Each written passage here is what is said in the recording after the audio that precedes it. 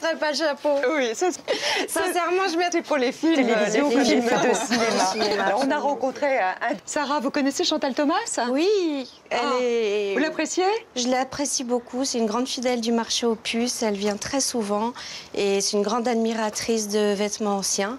Alors, je vous présente Sarah. Sarah, on est chez elle. C'est un stand incroyable, c'est d'une longueur, ça fait combien de mètres? Une centaine de mètres. Et alors, on se croirait au Festival de Cannes avec le tapis rouge. Absolument. Voilà. Alors, on part là des vêtements de quoi? De 1900? 1900 et on va jusqu'à 80. 1980. C'est presque un siècle de vêtements. Qu'est-ce qu'ils ont de particulier, ces vêtements du 19e? Alors, les vêtements 19e, ils ont la particularité d'être tous faits à la main. Ah, bien sûr. Entièrement. Donc, et la particularité d'être ici au jour d'aujourd'hui.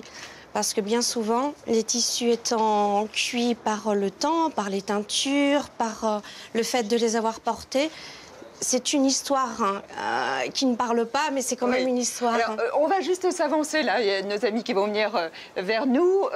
Celle-là, vous l'aimez particulièrement? J'aime particulièrement parce qu'elle est entièrement faite à la main. C'est une dentelle qu'on appelle de la dentelle de Luxeuil. C'est un lacet que l'on pose sur un papier et chaque lacet est relié par une broderie différente en l'occurrence. Mais c'est combien de mois de travail, ça? C'est des mois et des mois. Des mois et des mois. C'est impossible de refaire une robe comme celle-là. Aujourd'hui, impossible. Comment vous en connaissez, Sarah, l'authenticité? L'authenticité... C'est pas une copie, ça? Non, c'est pas une copie. Non. On peut pas les refaire en copie. Le tissu, le fil, la façon, tout nous indique l'époque. On ne peut pas... C'est vrai on pourrait refaire quelque chose d'aujourd'hui, mais le fil qu'on emploierait n'est pas le même. Il y a une traîne en plus. Il y a une traîne, oui, oui, absolument. Mais c'était une robe d'apparat, ça, quand même. Une robe d'apparat ou une robe d'après-midi de... On va dire de la haute société de l'époque. Vous imaginez, nous, avec notre... Nous, pas du tout. Dans le métro?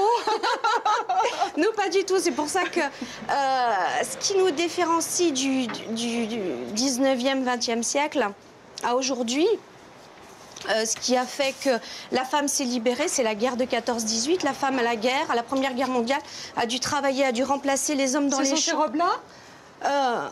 Voilà, ça c'est la robe avec le corset.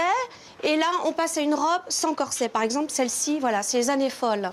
Donc là, c'est l'émancipation du corps et des femmes. La femme garçonne, la femme complètement transformée. Il n'y a plus le corset, il n'y a pas tout à fait encore le soutien-gorge. C'est la révolution de la femme. Là, on imagine que si ce mannequin avait des cheveux, elle aurait une perruque carrée. Une perruque carrée, une coupe garçonne, à la Chantal absolument. Thomas. À la Chantal Thomas, absolument. Donc là, on est toujours dans les années 20-25, une robe en dentelle or. Ce sont des premières dentelles mécaniques, hein, ce qu'on voit ici. Elle vaut tout de même 800 €. Hein. Elle vaut tout de même 800 € de par sa rareté. Alors, il y a de la couture, de la haute couture aussi sur ce de la stand. haute couture. Là, ce sont des pièces qui sont entièrement faites à la main, brodées de perles, etc. On n'a pas toujours le couturier de l'époque parce que à cette époque, la griffe du couturier était posée sur la doublure. Et malheureusement, la doublure, c'est ce qui s'abîme en premier par la transpiration, par le Donc parfois, maquillage. il est nécessaire de la changer. On l'a tout simplement pas. On l'a tout simplement pas. Et puis lorsque les femmes donc ça voyageaient, décote alors, ça décote. Ça décote parce qu'on n'a pas l'origine exacte, à moins de la retrouver sur des livres. Et je disais, quand les femmes voyageaient, très souvent, elles retiraient aussi les griffes parce qu'il fallait payer un droit de douane sur les vêtements. Ah bon? Oui, oui, oui. Donc bien souvent. Quand on changeait de pays, on passait la frontière? Oui. J'ai appris ça. Alors, est-ce que c'est vrai ou pas vrai? Mais très souvent, c'est vrai qu'on trouve des vêtements dégriffés. Si vous en avez la preuve, vous qui les regardez, dites-le nous. Dites-le nous, absolument. Ça, c'est un manteau Nina Ricci. En dentelle? En dentelle mécanique, mais repris qui a été rebrodé à la main. Ouais. Voilà. Après, on est dans les années 40, les robes longues. Ah, il y a une robe 70 qui se perd, mais qui est de Loris Azzaro. On a une robe que j'aime beaucoup par ça, c'est très à la mode. C'est ce qu'on voit aujourd'hui. Mais absolument. Hein? Pourquoi? C'était un peu bouffant. Oui. Parce qu'on a les couturiers qui viennent s'inspirer.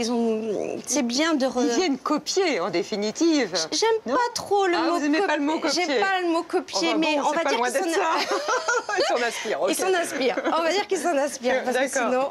Quelle est la différence entre vintage et rétro? Alors, pour moi, le vintage, d'abord, par son mot, c'est un mot qui est très récent. Et pour moi, ça veut dire 70, 80, voire 90. Ouais. Et rétro, c'est quand même beaucoup plus ancien. Beaucoup plus ancien. Les années quoi, 20, 30 20, 30, 1900. Et on peut même dire mode ancienne. C'est quand même un mot plus joli et plus adéquat par rapport au vintage, je trouve. Quelle est la robe que vous aimeriez porter? Allez, soyons fous. Moi, j'aime beaucoup le 50. J'aime beaucoup le 50. C'est ces robes qui sont près du corps et qui partent... Comme la bleu marine? Celle-ci est plus tardive, mais celle-ci, je l'aime beaucoup parce qu'elle a une ligne très sobre et très, très élégante. Et vous mettriez le bibi aussi? Non, je ne mettrais pas le chapeau. Sincèrement, je ne mettrais pas le chapeau. Oui, ça c'est pour les films de télévision comme les films de cinéma. Alors,